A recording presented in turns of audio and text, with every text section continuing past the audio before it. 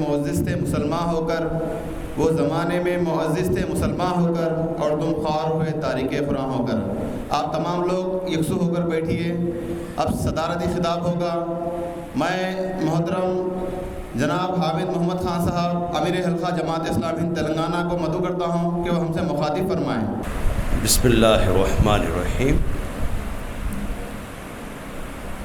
نحمدہ نصلی علی رسولہ الکریم وعلی آلہ واصحابہ اجمعین، والعاقبۃ للمتقین، اما بعد۔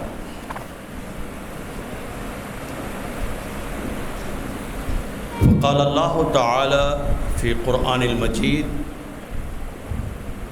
اعوذ باللہ من الشیطان الرجیم، بسم اللہ الرحمن الرحیم، وَنُنَزِّلُ مِنَ الْقُرْآنِ مَا هُوَ شِفَاءٌ وَرَحْمَةٌ لِّلْمُؤْمِنِينَ وَلَا يَزِيدُ الظَّالِمِينَ إِلَّا خَسَارًا۔ صدق اللہ العظیم۔ محترم مولانا مفتی ڈاکٹر محمد تنظیم عالم قاسمی صاحب، استاذ دارالعلوم سبیل السلام حیدرآباد، جناب ایم بیگ ظاہر صاحب سیکریٹری شعبہ اسلامی معاشرہ جماعت اسلامی ہند، جناب محمد عبدالہادی پٹیل صاحب ناظم ضلع جماعت اسلامی ہند ضلع وقار آباد، جناب فیاض الدین صاحب امیر مقامی جماعت اسلامی ہند، جناب فہیم خان صاحب امیر مقامی تانڈور، اور دیگر علماء کرام، سیاسی سماجی ملی قائدین، بزرگوں، دوستوں، عزیز نوجوان ساتھیوں، میری قابل احترام ماؤں، بہنوں، بیٹیوں، جب سے ہم بہت اہم باتیں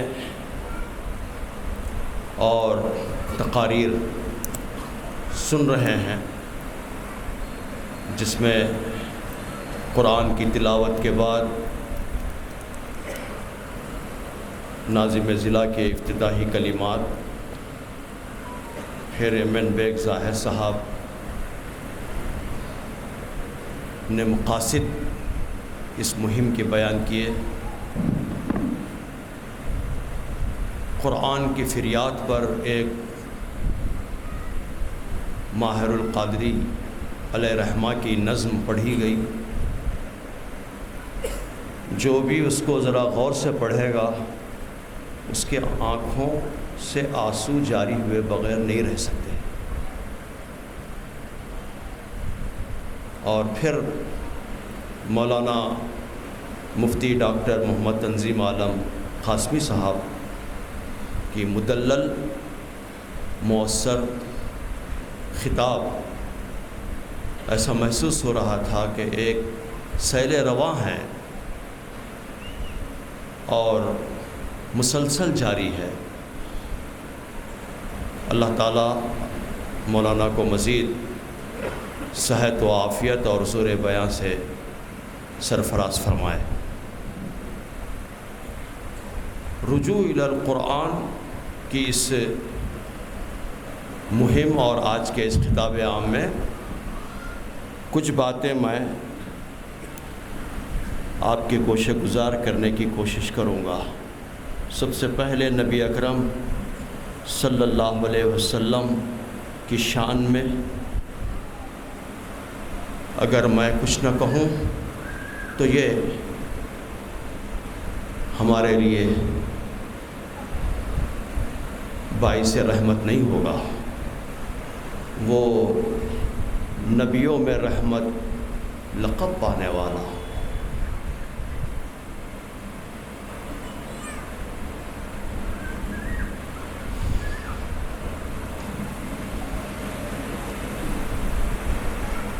وہ نبیوں میں رحمت، لقب پانے والا، مرادیں غریبوں کی بر لانے والا،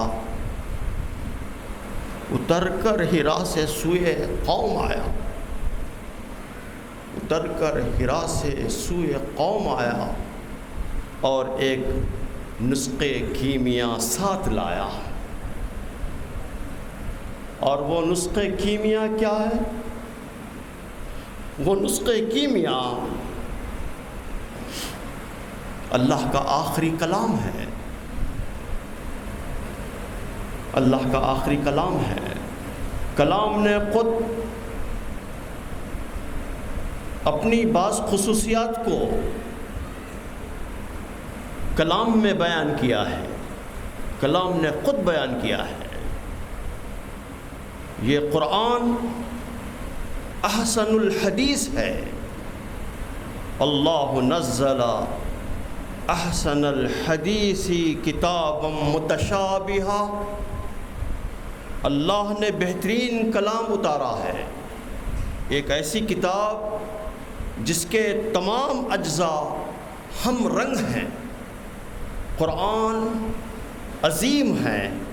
وَلَقَدْ آتَيْنَاكَ سَبْعًا مِّنَ الْمَثَانِي وَالْقُرْآنِ الْعَظِيمِ، ہم نے تم کو 7 بار بار دہرانے والی مثانی اور قرآن عظیم کو ہم نے نازل کیا۔ قرآن کریم ہے، انہ لقرآن کریم، بے شک ایک بلند پایا قرآن ہے، بلند پایا قرآن ہے۔ کوئی نکل گیا۔ قرآن نور ہے۔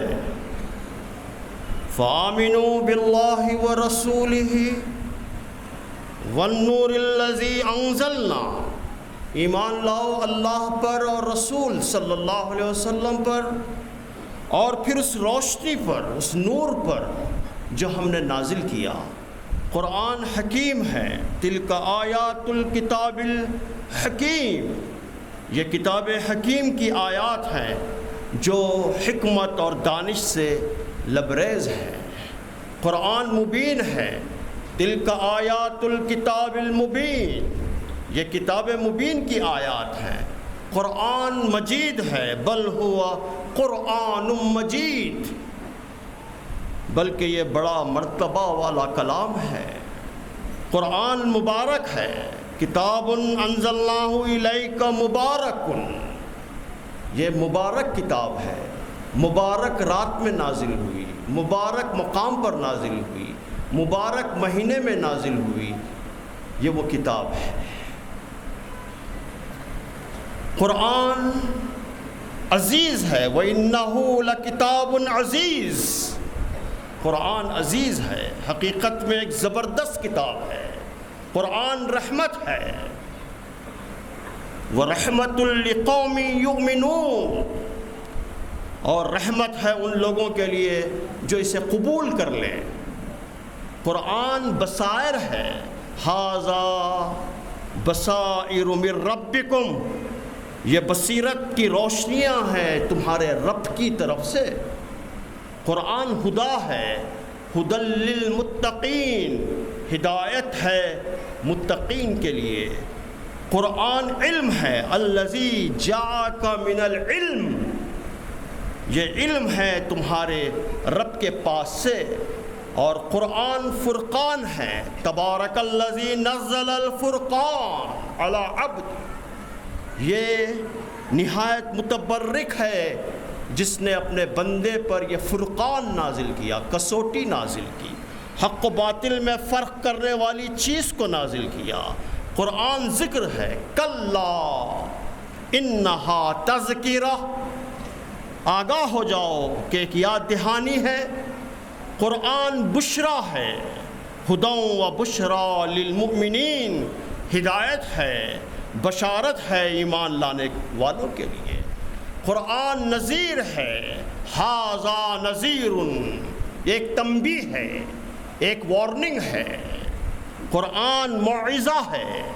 یا ایھا الناس قد جاءتکم موعظۃ من ربکم، لوگو تمہارے رب کی طرف سے تمہیں نصیحت آ گئی ہے، موعظت ہے۔ قرآن شفا ہے، وشفاء لما فی الصدور، یہ دلوں کی بیماریوں کے لیے شفا ہے۔ قرآن روح ہے۔ وَكَذَلِكَ أَوْحَيْنَا إِلَيْكَ رُوحًا مِّنْ أَمْرِنَا، اور اسی طرح محمد صلی اللہ علیہ وسلم ہم نے اپنے حکم سے ایک روح تمہاری طرف وحی کی ہے۔ روح ہے قرآن، یہ وہ کلام ہے دوستو، یہ وہ کلام ہے جس کی طرف ہمیں رجوع ہونا ہے۔ اور یہ کلام کیسا کلام ہے؟ جب یہ کلام نازل ہوا تو ایک چیلنج بن کر نازل ہوا، چیلنج بن کر نازل ہوا۔ اور چیلنج کن لوگوں کے سامنے رکھا؟ اس قوم کے سامنے رکھا جس قوم کو اپنی زبادانی پر، اپنی انشاء پردازی پر، اپنی خطابت پر، اپنے بیان پر، اپنی شاعری پر بہت غرور تھا، زعم تھا، اور وہ غرور کے اندر مبتلا تھے۔ اسی وجہ سے وہ اپنے آپ کو عربی کہتے تھے، ماں باقی جو دنیا پائی جاتی ہے اس کو عجمی کہتے تھے۔ عربی کے معنی ہے وہ جس کے منہ میں زباں ہے، اور عجمی کے معنی ہے وہ جس کے منہ میں زباں نہیں ہے۔ عربی کے معنی ہے وہ جس کے منہ میں زباں ہے، جس کے منہ میں کلام ہے، جس کے پاس خطابت ہے، جس کے پاس شاعری ہے، ادب ہے، انشاء پردازی ہے تو ہمارے پاس ہے۔ جو ماں باقی جو دنیا پائی جاتی ہے وہ دنیا عجمی ہے، گونگی ہے، اسے کچھ نہیں معلوم۔ یہ تھا ان کو زام، اور اس زوم میں مبتلا ہو کر ہی انہوں نے یہ اعتراض جتایا کہ محمد صلی اللہ علیہ وسلم تو امی ہیں، آپ نے کہیں تعلیم حاصل نہیں کی، لیکن یہ جو کتاب قرآن مجید جو فصاحت اور بلاغت کے ساتھ میں ہمارے سامنے بیان کر رہے ہیں، ضرور راتوں میں کسی سے سن کر بیان کر رہے ہیں۔ ہاں، یہ بات انہوں نے کہی، چیبہ گوئیاں شروع کی، اعتراضات کیے، تو قرآن نے ان کی چیبہ گوئیوں کا ذکر نہیں کیا۔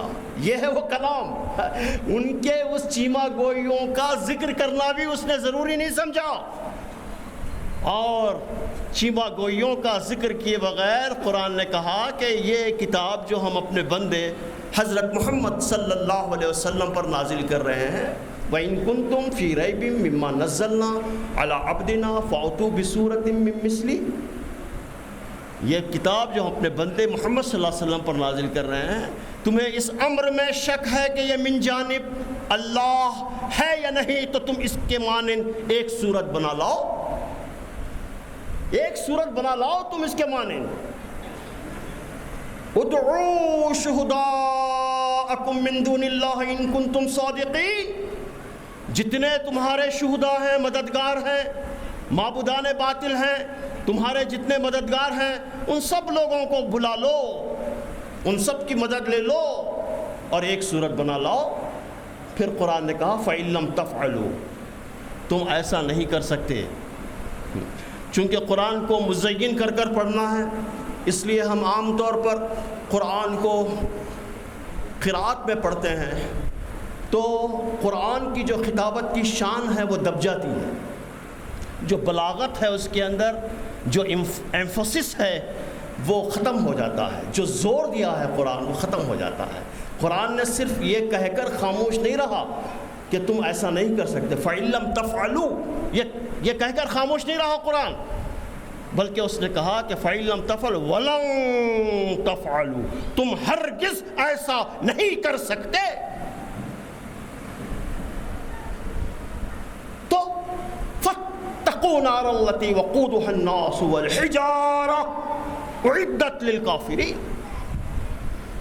کیا تو ڈرو اس آگ سے جس کا ایندھن تم اور تمہارے پتھر یہ معبودان باطل بنیں گے. ڈرو. جب لوگوں نے یہ اعتراض جتایا کہ ایک ایسا کلام ہے جس میں مکھڑی، مچھر اور مکھی کا ذکر ہے، اگر اللہ کا کلام ہوتا تو بڑی بڑی باتیں بیان کرتے، بڑی بڑی مثالیں دیتے. تو قرآن نے کہا ان اللہ لا یستحی ان یضرب مثلا ما بعوضة فما فوقها. اللہ اس بات سے ہرگز نہیں شرماتا کہ وہ مچھر اور اس سے بھی کوئی حقیر تر قسم کی چیز کی مثال دے. اللہ تعالیٰ ایسی ہی چھوٹی چھوٹی مثالوں کے ذریعے سے بہت سے لوگوں کو ہدایت دے دیتا ہے، اور ایسی ہی چھوٹی چھوٹی مثالوں کے ذریعے سے بہت سے لوگوں کو گمراہ کر دیتا ہے. اللہ انہی لوگوں کو گمراہ کرتا ہے جو فاسق ہیں. ان اللہ لا یستحی ان یضرب مثلا ما بعوضة فما فوقها فاما الذین کفروا فیقولون ماذا اراد اللہ بہذا مثلا یضل به کثیرا ویہدی به کثیرا وما یضل به الا الفاسقین.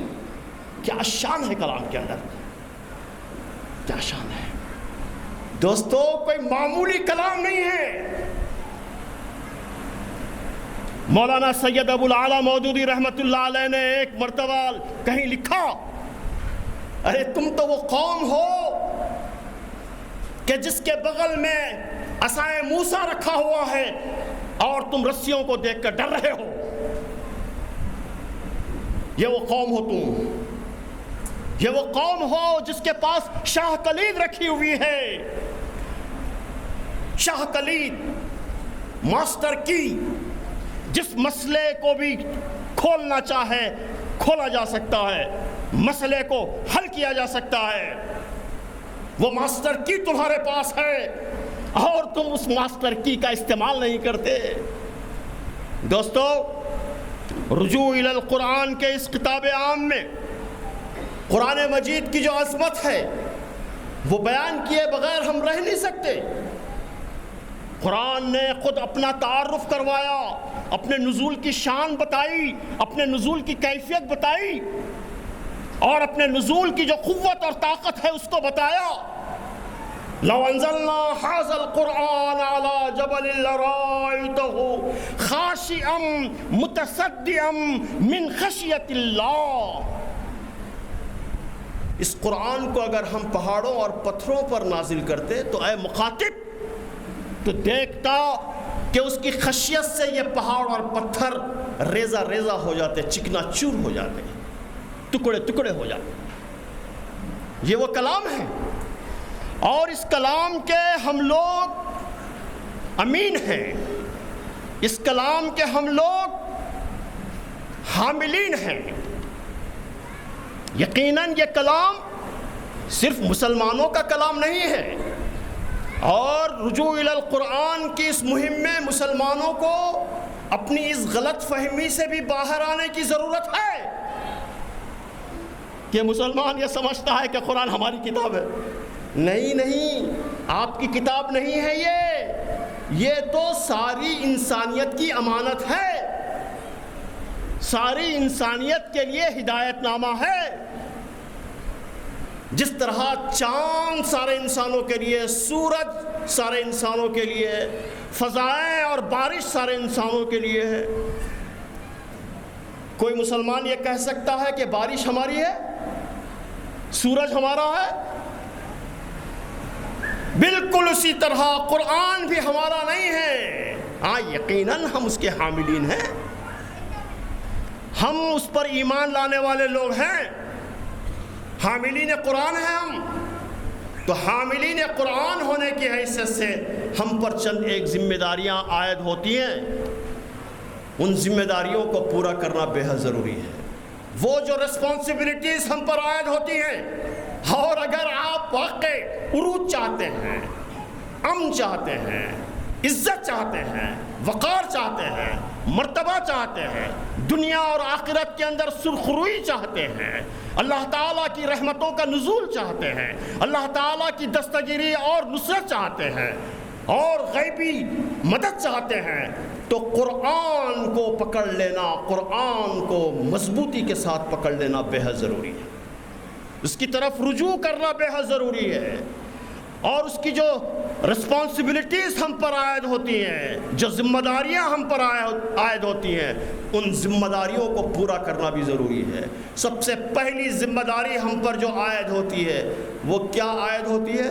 وہ یہ عائد ہوتی ہے کہ ہم قرآن پر ایمانداری کے ساتھ ایمان لائیں، ایمانداری کے ساتھ ایمان لائیں۔ کیا ہم کو قرآن پر ایمان ہے؟ تو آپ کہیں گے کہ بالکل ہے، قرآن پر ایمان ہے، اسی لیے تو ہم مسلمان ہیں، ورنہ کسی اور جگہ ہوتے مسلمان تو ہم اسی لیے ہیں کہ ہم اللہ پر، اللہ کے رسول پر، اللہ کی کتاب پر ہم ایمان رکھتے ہیں، آخرت کے دن پر ایمان رکھتے ہیں۔ تو میں کہوں گا کہ جو ایمان ہمارا پایا جاتا ہے وہ ایمان آبائی ایمان ہے، اجدادی ایمان ہے، روایتی ایمان ہے، وہ ایمان انہیریٹنٹلی چلا آ رہا ایمان ہے۔ وہ جو ایمان ہمارا پایا جاتا ہے اس ایمان کے اندر شعور نہیں ہے، کانشنسنس نہیں ہے، سینسٹیبلٹی نہیں ہے، حساسیت نہیں ہے، زندگی نہیں ہے، حیات نہیں ہے، حیات نہیں ہے۔ جو ایمان ہمارا پایا جاتا ہے وہ زبانی ایمان ہے، قولی ایمان ہے، حقیقی ایمان نہیں ہے، حقیقی ایمان نہیں ہے۔ حقیقی ایمان کسے کہیں گے؟ حقیقی ایمان اس کو کہیں گے کہ قرآن جو راستہ بتاتا ہے، جو راہ بتاتا ہے، جو منزل بتاتا ہے، جو منہج بتاتا ہے، وہی راہ، وہی راستہ حق ہے، سچ ہے، کامیابی کا ہے، کامرانی کا ہے، اسی پر چل کر دنیا اور آخرت میں کامیابی اور کامرانی حاصل ہو سکتی ہے۔ اس سے ہٹ کر جتنے راستے پائے جاتے ہیں وہ تمام راستے ضلالت کے راستے ہیں، گمراہی کے راستے ہیں، ہلاکت کے راستے ہیں، دنیا اور آخرت کے اندر تباہی کے راستے ہیں۔ کیا واقع ایسا ایمان ہمارا ہے؟ میں پوچھنا چاہتا ہوں، میں اپنے آپ سے بھی پوچھنا چاہتا ہوں، میں آپ سے بھی پوچھنا چاہتا ہوں کہ کیا واقع ایسا ایمان ہمارا ہے؟ میں ثابت کرنا چاہوں گا منطقی طور پر، لاجیکلی، لاجک مدرسوں میں بہت پڑھاتے ہیں، آج کل تو ایک سبجیکٹ بھی ہے ان کے پاس، لیکن اس کو کمزور کر دیا گیا ہے۔ میں سنا ہے کہ بہت کم پڑھایا جا رہا ہے آج کل، لاجک پڑھانے والے لوگ نایاب ہو گئے ہیں، کامیاب ہو گئے ہیں۔ لاجیکلی میں سمجھانا چاہتا ہوں منطقی طور پر کہ ہم کو قرآن مجید پر اس طرح ایمان نہیں ہے۔ ہمارا جو ایمان ہے وہ زبانی ایمان ہے۔ کیسے؟ مثلاً ہمارے درمیان ایک نوجوان احمد آباد انسٹیٹیوٹ آف مینجمنٹ کے اندر اس نے MBA کیا، اور وہاں MBA کرنے کا مطلب کیا ہے؟ 50 لاکھ کا اس کو پیکیج ملے گا، 25 لاکھ 50 لاکھ سے کم میں پیکیج نہیں ہے اس کا۔ ہاں، لیکن اس نے فیصلہ کیا کہ میں کہیں اور CEO کے طور پر، مینیجر کے طور پر کام نہیں کروں گا، میں خود اپنا اسٹارٹ اپ لوں گا، بزنس اسٹارٹ کروں گا۔ اور آ کر اس نے وقار آباد کے دوستوں سے محفل کے اندر کہا کہ میں ایسا بزنس شروع کرنے والا ہوں، اور کیسا بزنس؟ قرآن کے بتائے ہوئے راستے کے مطابق میں بزنس شروع کروں گا۔ میں جب بزنس شروع کروں گا تو میں بینک سے لون نہیں لوں گا، سود خوروں سے سود پر پیسے نہیں لوں گا۔ ہاں، میں جو کچھ بھی حسابات رکھوں گا وہ ٹرانسپیرنٹ رکھوں گا، چھپانے کا حساب کا کھاتا الگ، بتانے کا کھاتا الگ نہیں ہوگا، جتنے ٹیکسز ہیں وہ سب کے سب میں پے کروں گا، اور مزدور کا پسینہ سوکھنے سے پہلے میں مزدوری ادا کر دوں گا، کرنٹ کی چوری نہیں کروں گا۔ ایسا میں بزنس اسٹارٹ کرنے والا ہوں۔ تو ہم میں سے ہی کوئی آدمی یہ کہے گا فوری کیوں جناب آپ کوئی 1500 سال پرانے آدمی ہے کیا؟ ایسا کوئی بزنس چل سکتا آج؟ کہتے ہیں نہیں کہتے بتائیے؟ جب یہ وہ کہہ رہا ہوگا وہ ایمان سے زیادہ کفر سے قریب ہوگا، لیکن اس کو احساس نہیں ہوگا۔ اس لیے سب سے پہلا کام جو ہمیں کرنا ہے وہ قرآن پر ایمان لانا ہے۔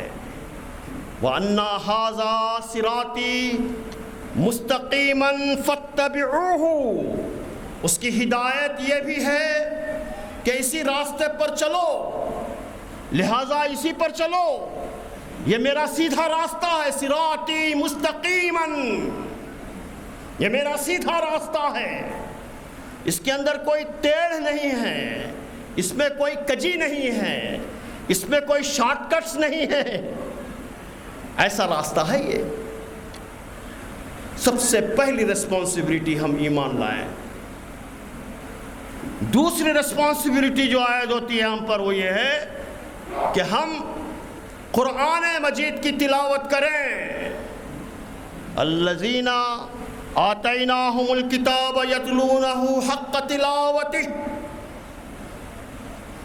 جن لوگوں کو ہم نے کتاب دی وہ اسے پڑھتے ہیں اور جیسا پڑھنے کا حق ہے اس طرح پڑھتے ہیں، اس طرح پڑھتے ہیں۔ اور سخت حالات کے اندر حکم دیا گیا اتلو ما اوحی الیک من کتابک، اے نبی صلی اللہ علیہ وسلم جو کچھ کتاب نازل ہو رہی ہے آپ اس کی تلاوت کیجئے۔ واقیم الصلاۃ، نماز کو قائم کیجئے۔ سخت حالات میں، کیسے سخت حالات تھے؟ خباب بن ارد رضی اللہ تعالی عنہ نبی صلی اللہ علیہ وسلم سے عرض کیا، اے اللہ کے رسول یہ مصیبتیں اور یہ سختیاں کب تک، یہ آزمائشیں ہم پر کب تک؟ نبی صلی اللہ علیہ وسلم نے فرمایا کہ اے ارد کے بیٹے خباب، کیا تم ہمت ہار گئے؟ یہ ہوگا اور یہ ہو کر رہے گا۔ تم سے پہلے جو امتیں گزری ہیں اس سے بھی زیادہ سختیاں ان پر آئیں، وہ ہلا مارے گئے، اور وہ اور وقت کا نبی پکار اٹھا متا نصر اللہ، اللہ کی مدد کب آئے گی؟ تب انہیں مژدہ سنایا گیا کہ اللہ کی مدد قریب ہی میں آنے والی ہے۔ اور وہ لوگ ہلا مارے گئے، وہ لوگ زمین میں دفن کر دیے جاتے، ان پر آرے چلائے جاتے، ان کے جسم کو، ان کی ہڈیوں سے، ان کے گوشت کو لوہے کی کنگھیوں سے جدا کر دیا جاتا۔ یہ ہوگا اے خباب، یہ اس وقت تک ہوگا۔ دیکھیے اب یہاں پر نبی صلی اللہ علیہ وسلم کا ویژن، نبی صلی اللہ علیہ وسلم کی دور اندیشی، نبی صلی اللہ علیہ وسلم کیوں دنیا میں آئے اس کا مقصد، قرآن کیوں آیا اس کا مقصد صرف ایک بات کے اندر ہے۔ اس کو کیچ کیجئے آپ، اے خباب یہ آ کر رہے گا اس وقت تک جب تک کہ سنا سے حضر موت تک ایک عورت سونا اچھالتے ہوئے جائے گی، اللہ کے سوا کسی کا خوف اس کو لاحق نہیں ہوگا، امن قائم ہو جائے گا، شانتی قائم ہو جائے گی، لا اینڈ آرڈر قائم ہو جائے گا، کوئی لٹیرا نہیں ہوگا، کوئی لوٹنے والا نہیں ہوگا، ایسی کیفیت پیدا ہو جائے گی۔ مطلب کیا ہوا؟ میں اسی لیے دنیا میں آیا ہوں، میں اسی لیے یہ کتاب دنیا میں لایا ہوں، مردوں کو بخشوانے کے لیے نہیں لایا میں، جن بھوت پلیت کو بھگانے کے لیے لایا نہیں میں، اور یہ جن بھوت پلیت سب مسلمانوں کے پاس ہی جاتا، کسی اور کے پاس نہیں آتا، اور یہ سب ایمان کی کمزوری ہے۔ دوستو قرآن کی تلاوت کی جائے، جس کسی کا بھی سینہ قرآن کے کسی حصے سے خالی ہو، حضرت عبداللہ بن مسعود رضی اللہ تعالیٰ عنہ کی روایت ہے، خالی ہو تو وہ سینہ ویران گھر کے مماثل ہے، ویران گھر کے مانند ہے۔ اور آپ صلی اللہ علیہ وسلم نے فرمایا کہ جو قرآن کو نہیں گنگناتا وہ ہم میں سے نہیں ہے، قرآن کو نہیں گنگناتا وہ ہم میں سے نہیں ہے۔ قرآن کو کیوں پڑھیں؟ لَقَدْ أَنزَلْنَا إِلَيْكُمْ كِتَابًا فِيهِ ذِكْرُكُمْ، یہ کتاب ہے جس میں تمہارا ہی ذکر ہے.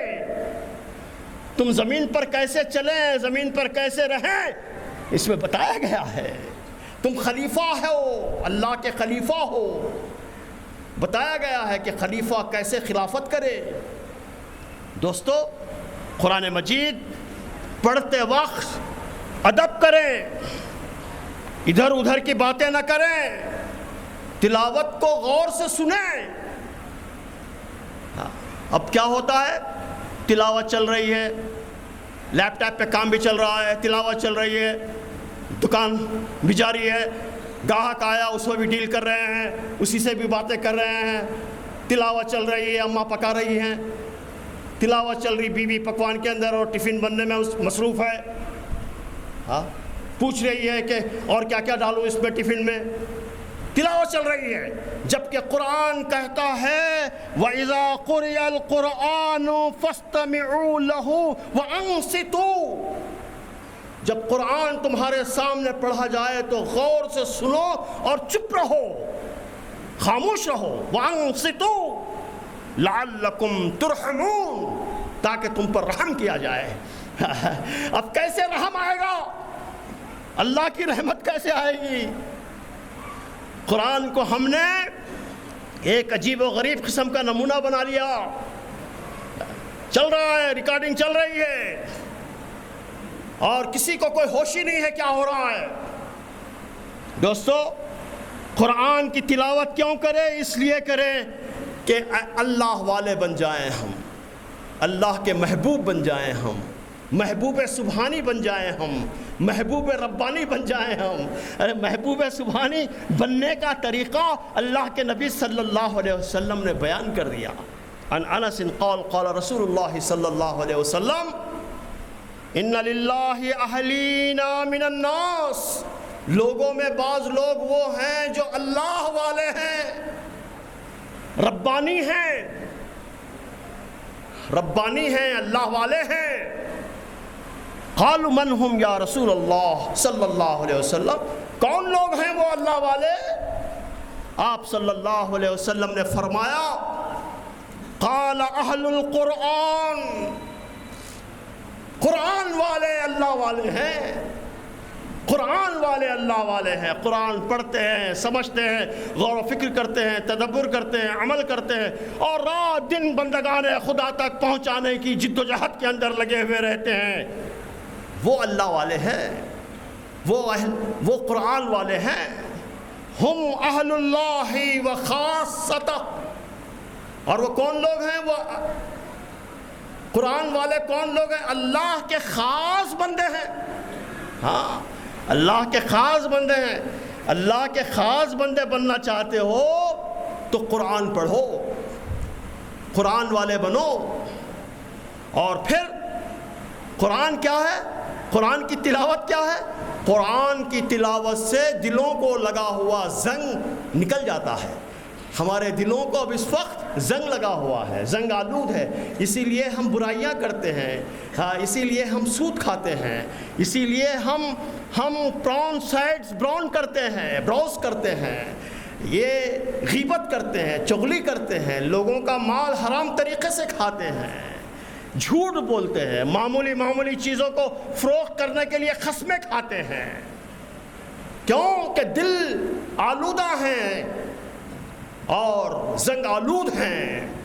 اللہ کے نبی صلی اللہ علیہ وسلم نے فرمایا ان ابن عمر رضی اللہ تعالی عنہ قال قال رسول اللہ صلی اللہ علیہ وسلم. کیا یہ نہیں پکڑنے آتا بابا میرے کو ایسا؟ ہاں، میں پکڑوں گا، ہو گیا، ختم ہو گیا. اور آپ صلی اللہ علیہ وسلم نے فرمایا ان هذه القلوب تصدع كما يصدع الحديد.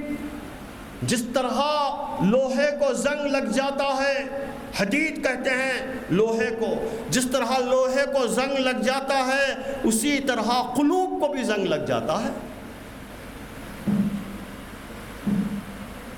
اذا اصابه الماء، جب لوہے کو پانی لگ جاتا ہے تو اسے زنگ لگ جاتا ہے، زنگ آلود ہو جاتا ہے. قیل یا رسول اللہ صلی اللہ علیہ وسلم وما جلاؤها، اے اللہ کے نبی صلی اللہ علیہ وسلم ہمیں یہ بتائیں کہ اس زنگ کو کیسے دور کریں؟ تو آپ صلی اللہ علیہ وسلم نے فرمایا قال کثرت ذکر الموت، کثرت سے موت کا ذکر، کثرت سے موت کا خیال، کثرت سے موت کا خیال، بیت الخلا جا رہے ہوں، موت کا خیال، دعا پڑھ کر جائیں، اللہ سے پناہ طلب کریں، اور یہ دعا کرتے رہیں کہ اے اللہ خدا نہ خواستہ تو مجھے یہاں ہلاک نہ کر دے، میری جان تو یہاں نہ لے۔ نماز پڑھیں تو سجدے میں جائیں تو یہ سمجھتے ہوئے جائیں کہ شاید پھر سجدہ کرنے کا مجھے موقع نہ ملے، یہ میرا آخری سجدہ ہے، یہ میری آخری نماز ہے۔ کثرت ذکر الموت و تلاوت القرآن، قرآن کی تلاوت، قرآن کی تلاوت، یہ رجوع الی القرآن کے لیے بے حد ضروری ہے، قرآن کی تلاوت۔ اور پھر قرآن کی تلاوت کب؟ ہمیشہ، ہر وقت گنگناتے رہیں، قرآن گنگناتے رہیں۔ لیکن قرآن کے پڑھنے کا خاص وقت کون سا ہے؟ خود قرآن نے بتا دیا خاص وقت کون سا ہے، قرآن نے خود بتایا کہ قرآن پڑھنے کا وقت کون سا ہے۔ اقیم الصلاۃ لدلوک الشمس الی غسق اللیل وقرآن الفجر ان قرآن الفجر کان مشہودا۔ فجر اور فجر، قرآن فجر مشہود ہے، اور وہ کون سی فجر؟ نماز فجر کی بات کے فجر وہ بھی ہو سکتی ہے، لیکن خود قرآن نے اشارہ کر دیا وہ کون سی فجر ہے، وہ فجر ہے تہجد کے بعد کی فجر، اور نماز فرض نماز فجر کے پہلے کی فجر، وہ فجر، کیونکہ اس کے بعد میں جو آیت آئی ہے وہ ہے فتہجد بہ نافلۃ لک عسیٰ ان یبعثک ربک مقاما محمودا۔ اے نبی صلی اللہ علیہ وسلم، نفل کر دی گئی ہے آپ کے لیے، تہجد قرار کر دی گئی ہے، قرار دے دی گئی ہے، آپ اسے پڑھیے، بعید نہیں کہ اللہ آپ کو مقام محمود پر پہنچا دے، وہ فجر۔ اور تیسری ریسپانسبلٹی یہ عائد ہوتی ہے کہ قرآن کو سمجھ کر پڑھیں، سمجھیں گے نا تو عمل کریں گے، پڑھنے کے اندر سمجھنا شامل ہے۔ ابا جان کا خط آیا، میں پڑھا، پڑھنے کے بعد ابا جان کو خط لکھا کہ ابا جان آپ کا خط میں پڑھ چکا ہوں، تو مطلب کیا ہے؟ خط کی تلاوت کیا، اس کا مطلب یہ ہے کہ میں سمجھ گیا ہوں آپ کا مدعا۔ ایک گورنمنٹ آرڈر آیا، یہاں پہ سیاسی لوگ بھی بیٹھے ہوئے ہیں، میں جیو پڑھ لیا، تو مطلب کیا ہے؟ جیو کی تلاوت کیا خالی بغیر سمجھے بوجھے؟ جیو پڑھ لیا ہوں کا مطلب یہ ہے کہ جیو کے اندر جو باتیں ہیں، جو پوائنٹس ہیں، میں اس کو نوٹ کر لیا ہوں، سمجھ گیا ہوں میں۔ لیکن قرآن کے ساتھ میں ایسا نہیں ہے۔ قرآن کی تلاوت کرنے کا مطلب اب مسلمانوں کے پاس بے سمجھے بوجھے پڑھنا۔ دنیا میں کوئی کتاب ایسی نہیں ہے جو بے سمجھے بوجھے پڑھی جاتی ہو، بغیر سمجھے کے۔ بچے کو میتھمیٹکس سمجھ میں نہیں آ رہی تو پریشان باپ، لیکن کیا یہ باپ، مسلمان باپ، اگر بچے کو قرآن سمجھ میں نہیں آ رہا ہو تو کیا پریشان ہوا کبھی کہ میں کس عالم کے پاس اسے لے جاؤں، کس اسکالر کے پاس میں اسے لے جاؤں؟ اب جو قرآن پڑھانے والے لوگ ہیں ان کا حشر کیا ہے؟ میتھمیٹکس پڑھانے والے کے لیے 5,000 روپے، اور قرآن پڑھانے والے کے لیے 50 روپے، اور وہ 50 روپے بھی 50 مرتبہ گھما کر۔ یہ ہے قرآن، اور قرآن کی عظمت ہمارے دلوں میں، اس کا مقام۔ دوستو، قرآن کو سمجھ کر پڑھیں، یہ سمجھ کر پڑھنے سے ہی ہمیں ہدایت حاصل ہوگی۔ قرآن مجید کے خلاف میں مولانا نے بھی فرمایا کہ بہت سی سازشیں ہوئی، سازشوں کا سلسلہ جاری ہے۔ کتنی سازشیں ہوئیں آپ اس کا اندازہ اس بات سے لگائیے کہ قرآن مجید کا انگریزی زبان میں جو پہلا ترجمہ آیا وہ کلیسا نے جاری کیا ترجمہ، ہاں چرچ سے جاری ہوا تھا، پوپ کے پاس سے پہلا ترجمہ. اس کے بعد میں جو تراجم آئے وہ قادیانیوں کے آئے. 1980 کا یہ دور ہے. اب کچھ صحیح العقیدہ مسلمان ترجمے کر رہے ہیں. 63 ترجمے ہیں اس وقت انگریزی زبان میں. دوستو قرآن کے خلاف بہت سی سازشیں ہوئی ہیں. انٹرنیٹ کے اوپر جعلی قرآن ڈالا گیا. انٹرنیٹ پر جو قرآن سب سے زیادہ اویلیبل ہے اور فاسٹ ہے وہ قادیانیوں کا ہے. ہاں انٹرنیٹ پر ایمان لانا اور انٹرنیٹ پر جو کچھ ہے وہ صحیح سمجھنا یہ بہت بڑی غلط فہمی ہے. اب ہمارے بچے انٹرنیٹ سے نماز سیکھ رہے ہیں. مارا پڑا کوئی استاذ کی ضرورت نہیں ہے. اب انٹرنیٹ استاد بنا ہوا ہے ہمارا. گوگل استاد بنا ہوا ہے ہمارا اس وقت. دوستو بہت سی سازشیں ہیں اس کے اندر. سمجھنے کی ضرورت ہے. قرآن کے خلاف میں بہت سی سازشیں ہوئیں لیکن میں نہیں سمجھتا کہ اس سے بڑی سازش کوئی اور ہوئی ہوگی دنیا میں. وہ یہ ہے کم از کم بر صغیر ہند و پاک میں کہ وہ یہ سازش کی گئی کہ قرآن مجید سمجھ میں آنے والی کتاب نہیں ہے، لہٰذا عام مسلمانوں کو سمجھ کر نہیں پڑھنا چاہیے. اگر قرآن مجید سمجھ کر پڑھو گے تو گمراہ ہو جاؤ گے، گمراہ ہو جاؤ گے. ہاں یہ ہے وہ سازش جو کی گئی جس کا نتیجہ یہ ہے کہ مسلمان اس کو سمجھ کر پڑھنے کی کوشش نہیں کرتا. جب تک ہم اس سازش کا جواب نہیں دیں گے ہم اپنی اس ریسپانسبلٹی کو پورا نہیں کریں گے. دوستو قرآن مجید کے ترجمے کیے گئے. اب انشاءاللہ ہم تیلگو زبان میں ترجمہ کیے اور کانسٹیٹیوشنل جو 15 لینگویجز ہے جماعت اسلامی ہند نے ترجمے پیش کیے قرآن مجید کے. اب ہم کوشش کے اندر لگے ہوئے ہیں لمباڑی اور گونڈ لینگویج کے اندر بھی ترجمہ کیا جائے. یہ ترجمے کیوں کیے جا رہے ہیں؟ علماء کے لیے، دیوبند سے فارغ لوگوں کے لیے، دینی مدارس سے فارغین کے لیے یہ ترجمے. وہ تو بیچارے قرآن مجید معرہ پڑھ کر سمجھ جاتے ہیں، عربی کے اندر سمجھ جاتے ہیں کیا معنی ہے اس کے. وہ ترجمے کیے گئے ہم جیسے معمولی لوگوں کو سمجھنے کے لیے، ہم جیسے لوگوں کو سمجھنے کے لیے. اور قرآن سمجھنے کے لیے آسان بنایا گیا. وَلَقَدْ يَسَّرْنَا الْقُرْآنَ لِلذِّكْرِ هَلْ مِن مُدَّكِّرٍ. ہم نے اس قرآن کو آسان بنایا، سہل بنایا. ہاں یسرنا القرآن ہم بچوں کو پڑھاتے ہیں.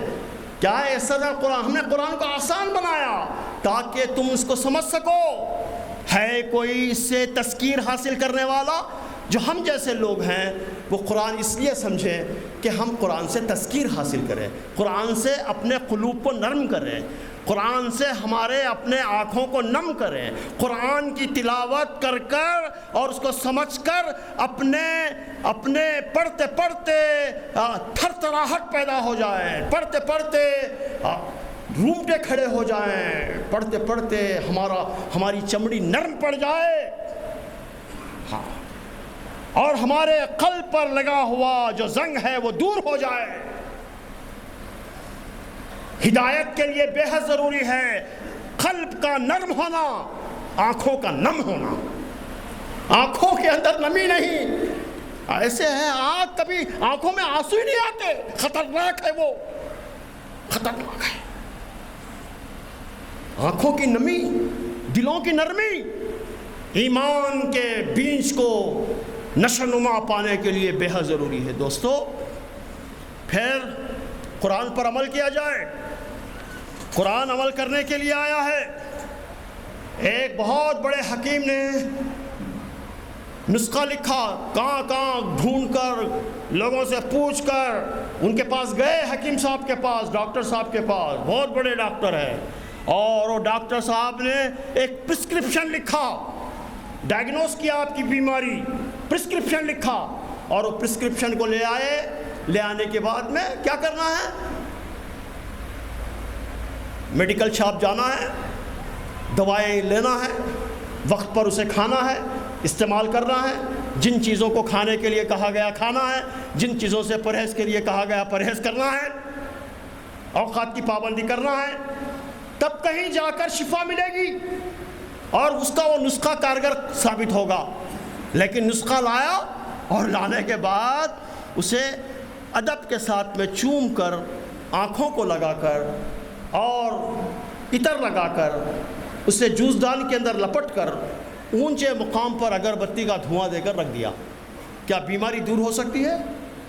اللہ نے ہماری بیماریوں کے علاج کے لیے، شفا کے لیے، ہمارے دل کی بیماریوں کے لیے، ہمارے ذہن کی بیماریوں کے لیے، ہماری روحانی بیماریوں کے لیے، ہماری اخلاقی بیماریوں کے لیے، ہمارے افکار کی بیماریوں کے لیے، ہمارے معتقدات کی بیماری کے لیے اللہ نے نسخہ کیمیا بھیجا۔ اور مسلمانوں نے کیا کیا؟ اس کو آنکھوں سے لگا کر اوپر رکھ دیا، لیکن اس پر عمل نہیں کیا۔ یہ عمل کرنے والی کتاب ہے۔ دوستو، قرآن پر ہم عمل کریں، قرآن پر ہم عمل کریں۔ قرآن کہتا ہے، قرآن نے جب کہا، جب صحابہ رضوان اللہ تعالی اجمعین نے سنا کہ لن تنالوا البر حتى تنفقوا مما تحبون، نازل ہوئی قرآن کی آیت۔ نازل ہوتے ہی حضرت ابو طلحہ رضی اللہ تعالی عنہ نے اپنی تمام چیزوں پر نظر دوڑائی، اور دوڑانے کے بعد جو چیز آپ کو بہت محبوب تھی وہ تھی ان کا باغ، بیرہا نامی باغ، بہت زرخیز باغ تھا، وہ بڑا قیمتی باغ تھا، اور اللہ کے رسول صلی اللہ علیہ وسلم کے مشورے پر اسے لوگوں میں اور اپنے رشتہ داروں میں تقسیم کر دیا۔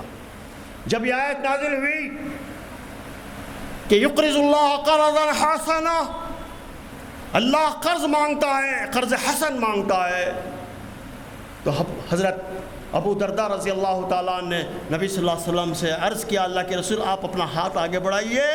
ہاتھ آگے بڑھایا تو کہا کہ میرا باغ جس کے اندر میرا گھر بھی ہے، گھر سمیت یہ باغ میں اللہ کو قرض دے دیتا ہوں۔ اور پھر باغ کے باہر جا کر اپنی بیوی سے کہا، اے دہلا کی ماں، میں یہ باغ اللہ کو قرض دے دیا۔ اور وہ عورت نے کیا کہا، اس ماں نے کیا کہا، اس ماں نے کہا، اے دہلا کے باپ، کیا خوب سودا کیا تو نے۔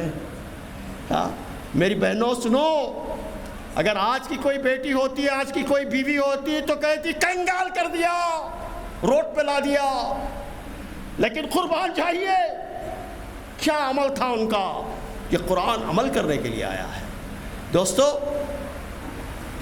قرآن نے کہا کہ زنا کے قریب بھی نہ جاؤ، ولا تقربوا الزنا، زنا کے قریب بھی نہ جاؤ، تو جتنے سورسز آف زنا ہے اس کے قریب بھی نہ جائیں۔ انٹرنیٹ براؤز نہ کریں، پراؤن سائٹس براؤز نہ کریں، ننگی تصاویر کو نہ دیکھیں۔ آج پوپ کا بیان آیا، ہاں ہمارے پاس راہبیں جو پائے جاتی ہیں، راہبات، وہ بہت زیادہ پراؤن سائٹس کو دیکھتی ہیں۔ ایک رپورٹ آئی، اس کے اندر کہا گیا کہ سب سے زیادہ مسلم ممالک کے اندر پراؤن سائٹس براؤز کیے جاتے ہیں۔ دوستو، خراب ہو گئے، دینی مدارس کے اندر پڑھنے والے لوگ بھی خراب ہو گئے۔ میں نے آج سے کئی سال پہلے، آج سے 40 سال پہلے، دینی مدارس کے اندر شمع 20ویں صدی وغیرہ تکیے کے نیچے رکھ کر پڑھتے ہوئے میں نے دیکھا تھا، لیکن اب حالات بدل گئے ہیں۔ ہاں، حالات بدل گئے ہیں۔ اگر بچہ اگر باہر جا رہا ہو تو پہلے بچے کی صحبتوں پر نظر رکھی جاتی تھی کہ بچہ کہیں بری صحبتوں کے اندر نہ چلا جائے، اور اس پر نظر رکھتے تھے کہیں گالم گلوچ نہ سیکھ لے، غلط تہذیب نہ سیکھ لے۔ لیکن اب اگر بچہ کوئی 5 سال کا، 8 سال کا تنہائی کے اندر بیٹھ کر موبائل دیکھ رہا ہے تو سمجھو انتہائی خطرناک کام کر رہا ہے، انتہائی خطرناک۔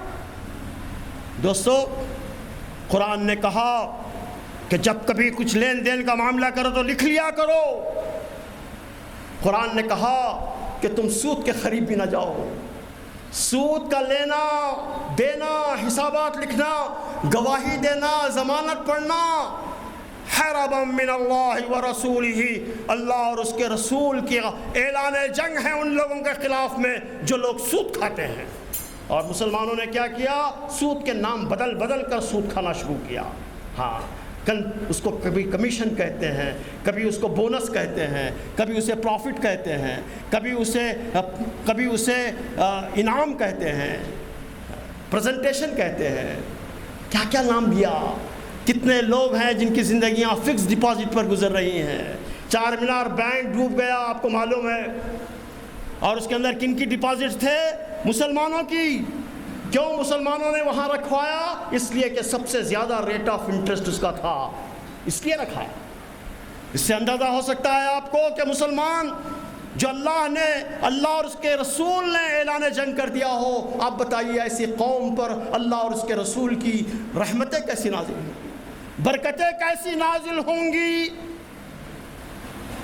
اس لیے قرآن پر عمل کیا جائے اور پھر قرآن کو سارے بندگان خدا تک پہنچانے کی کوشش کی جائے، کیونکہ یہ کتاب بندگان خدا تک پہنچانے کے لیے ہے. یہ کتاب سارے انسانوں کی کتاب ہے، لیکن مسلمان کیا کیا؟ قرآن کو لے کر بیٹھ گیا. جس طرح ازدہا دولت کو لے کر، خزانے کو لے کر بیٹھ جاتا ہے. میں سنا کبھی، دیکھا نہیں کبھی. اور کوئی آدمی معلوم ہو کہ یہاں پر خزانہ رکھا ہوا ہے، خزانے کے قریب جاتا ہے تو سانپ کاٹنے کے لیے دوڑتا ہے. نہ خود ایک نئے پیسے کا فائدہ اٹھاتا ہے خزانے سے سانپ، اور نہ دوسروں کو اٹھانے دیتا ہے. بالکل اسی طرح مسلمانوں کا حال ہو گیا ہے. قرآن پر ازدہا بن کر بیٹھے ہوئے ہیں، نہ خود اس سے فائدہ اٹھاتے ہیں، نہ کسی اور کو فائدہ اٹھانے دیتے ہیں. دوستو، قرآن کو بندگان آج جو حالات پیدا ہوئے ہیں، اگر قرآن مجید کا ترجمہ مغلوں کے زمانے میں ہو جاتا، دور آصفیہ کے اندر ہو جاتا، آج صورتحال بدلی ہوئی رہتی، آج یہ تناسب بدلا ہوا رہتا. نہیں کیا ہم نے وہ کام. 1000 سال سے ہم یہاں پر ہیں، لیکن ان لوگوں کے ہاتھوں میں قرآن نہیں دیا. بعد میں مشنری آئے، انگریز آئے تو لوگوں کے ہاتھوں میں بائبل دے دیا. دوستو، قرآن کو بندگان خدا تک پہنچائے اور قرآن کے مطابق ایک معاشرہ تشکیل دیا جائے. یہ بہت مناسب گاؤں ہے، یہ مناسب شہر ہے، اور اس کا حجم بھی بہت چھوٹا ہے، اور اس کا ریڈیس بھی بہت کم ہے، اور بہت سلجھے ہوئے لوگ یہاں پر رہتے ہیں، ایک دوسرے کو پہچاننے والے لوگ رہتے ہیں. اسی لیے نبی صلی اللہ علیہ وسلم نے بڑے بڑے شہروں کو پسند نہیں فرمایا، چھوٹے شہروں کو پسند فرمایا، قصبات کو پسند فرمایا. تمام لوگ وقار آباد کے ایک میدان میں جمع ہو جائیں. قرآن کا معاشرہ کیسا بنے گا، کیسا تشکیل پائے گا، کیا پروسیس ہے اس کے پروسیس یہ ہیں کہ تمام لوگ ایک میدان میں جمع ہو جائیں، ایک جسورانہ فیصلہ کریں، عہد کریں کہ ہم قرآن کے مطابق ایک قرآنی معاشرہ بنائیں گے. تو وہ قرآنی معاشرہ کیسا ہوگا؟ وہ قرآنی معاشرہ ایسا ہوگا کہ ہر طرف سلام ہی سلام ہوگا، ہر طرف محبت ہوگی، الفت ہوگی، رحمت ہوگی. بڑے لوگ بچوں سے شفقت کر رہے ہوں گے، چھوٹے بڑوں کو سلام کر رہے ہوں گے. ایک باپ اپنی بیٹی کو اسکول بھیج کر، کالج بھیج کر اطمینان کا سانس لیا ہوگا. اور وہ معاشرہ ایسا ہوگا جہاں پر نیوڈ اور ننگے پوسٹرز نہیں لگیں گے، جہاں پر چبوتروں پر بیٹھ کر نوجوان حوا کی بیٹیوں کو نہیں گھوریں گے. وہ معاشرہ ایسا ہوگا، ایک کرایہ دار ایک مکاندار کو نہیں ستائے گا، ایک مکاندار کرایہ دار کو نہیں ستائے گا، ایک پڑوسی دوسرے پڑوسی کے گھر کے سامنے کچرا نہیں ڈالے گا، ایک پڑوسی دوسرے پڑوسی پر جھوٹے مقدمات دائر نہیں کرے گا. وہ معاشرہ ایسا ہوگا. وہ معاشرہ ایسا ہوگا جہاں پر دلہے نہیں بکیں گے، دلہنیں نہیں جلیں گی، دلہنیں نہیں جلیں گی. وہ معاشرہ ایسا ہوگا. وہ معاشرہ ایسا ہوگا، ایک ضعیف آدمی اگر کوئی وزن چیز لے کر جا رہا ہو تو کئی مضبوط ہاتھ آگے بڑھ کر کہیں گے، چچا جان، خالو حضرت، یہ وزن آپ ہم کو دے دیجئے، ہم آپ کے گھر تک پہنچا دیتے ہیں، ہمارے ہم کئی کے لیے. وہ معاشرہ ایسا ہوگا. کسی کا انتقال ہو جائے تو سب لوگ جمع ہوں گے، نماز جنازہ میں شریک ہوں گے اور تدفین کے اندر شریک ہوں گے، اور پھر پرسہ دیں گے، بڑے اپنے طور پر، چھوٹے اپنے طور پر. اور نوجوان کہیں گے کہ خالہ جان، خالو حضرت ہماری مسجد کے وہ مصلی تھے، وہ چلے گئے، ایک دن ہم کو بھی جانا ہے، لیکن اے خالہ جان دیکھیے خالو حضرت کے انتقال کے نتیجے میں آپ کو اور آپ کے بچوں کی پرورش کے لیے آپ کو فکر مند ہونے کی ضرورت نہیں ہے، لوگوں کے گھروں میں پوچھا مارنے کی ضرورت نہیں ہے، کپڑے دھونے کی ضرورت نہیں ہے. ہاں، کیونکہ ہم نے قرآنی معاشرے کے تحت ایک اسلامی بیت المال ہم نے قائم کر رکھا ہے اپنی مسجد میں، اور اس بیت المال سے ہم آپ کو اور آپ کے بچوں کے لیے وظیفہ جاری کیے دیتے ہیں. وہ قرآنی معاشرہ ہے دوستو، اور وہ ماڈل بنانا بے حد ضروری ہے، دنیا کو بتانا بے حد ضروری ہے. یہ بتانا بے حد ضروری ہے کہ قرآن پر عمل کیا جائے تو کس طرح پرامن قسم کا معاشرہ تیار ہوتا ہے، کتنا کوآپریٹو معاشرہ تیار ہوتا ہے، کتنا کمپریہنسو معاشرہ تیار ہوتا ہے. یہ بتانا بے حد ضروری ہے. یہ سیاسی لوگوں کا بھی کام ہے کہ اس کے اندر تعاون کریں، فیصلہ کریں. آپ لوگ اگر کریں گے تو آپ یقین مانیے کہ لوگ بڑے بڑے رپورٹر بیرونی ممالک سے انشاءاللہ وزٹ کریں گے اور وقار آباد آ کر لوگوں سے انٹرویوز لیں گے. انشاءاللہ وہ دن آئے گا. اور قرآن کا آخری حق اور رسپانسبلٹی یہ ہے کہ ہم قرآن کو نافذ کریں. یہ کتاب ادیان باطلہ کے ساتھ میں، دیگر کتابوں کے ساتھ میں دب کر، اور دیگر جو قوانین ہیں وہ قوانین چلتے رہیں، اور وہ قوانین جو کچھ گنجائشیں جو کنسیشنز دیں اس کے اندر فائدہ اٹھاتے ہوئے دین پر عمل کرنے کے لیے یہ دین نہیں آیا ہے، یہ قرآن نہیں آیا ہے. محمد رسول اللہ صلی اللہ علیہ وسلم اس لیے نہیں آئے ہیں. اس لیے آئے ہیں کہ طاغوت کو، باطل کو بیخ کنی کی جائے اور اس کو جڑ سے اکھاڑ کر پھینک دیا جائے. اس لیے آئے ہیں. دوستو، یہ کتاب کیوں نازل ہوئی؟ اِنَّا أَنزَلْنَا إِلَيْكَ الْكِتَابَ بِالْحَقِّ لِتَحْكُمَ بَيْنَ النَّاسِ بِمَا أَرَاكَ اللَّهُ. اے نبی صلی اللہ علیہ وسلم، آپ جو کتاب نازل ہو رہی ہے اس کے مطابق آپ لوگوں کے درمیان میں فیصلہ کیجئے. فیصلہ کرنے والی کتاب ہے. اور آج مسلمانوں کی کیفیت کیا ہے؟